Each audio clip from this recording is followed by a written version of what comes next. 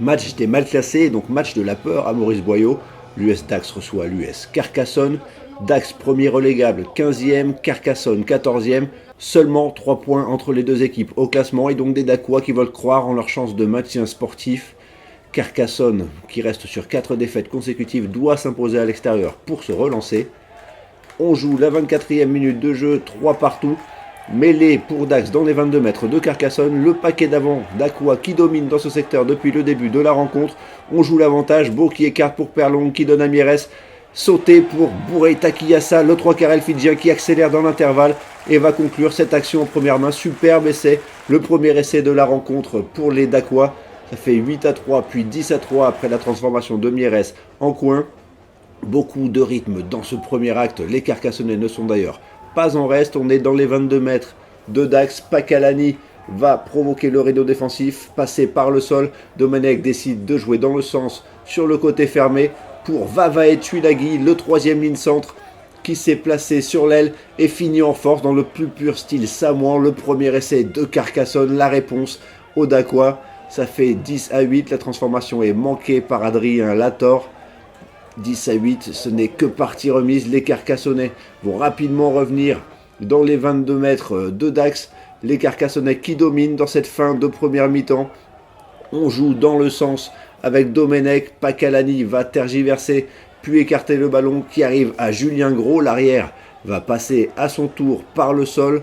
La libération est propre. Joël Kofi est servi à hauteur. Le troisième ligne qui se relève, qui vient mourir à 2 mètres de l'embut. Cette fois, c'est son compère de la troisième ligne, Tuilagi, qui est servi. Le troisième ligne centre est stoppé, tient debout juste assez longtemps pour servir Adrien Lator, le demi d'ouverture, qui lui va trouver l'ouverture, qui s'arrache entre deux défenseurs pour aplatir en puissance. Deuxième essai pour Carcassonne, juste avant la mi-temps. La transformation est réussie par le demi d'ouverture lui-même, ça fait 15-10 à la pause.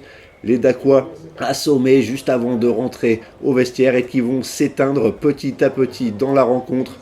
Les Carcassonnais dominent de la tête et des épaules cette deuxième mi-temps. On est dans les 40 mètres de Dax. On se passe le ballon. Point de fixation après point de fixation. Les déblayages sont efficaces côté au doigt.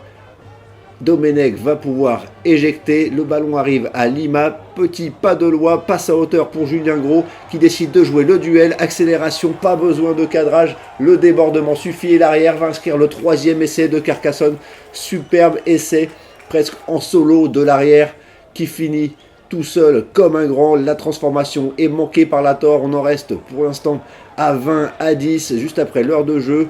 Johan Aliouad va écoper d'un carton jaune.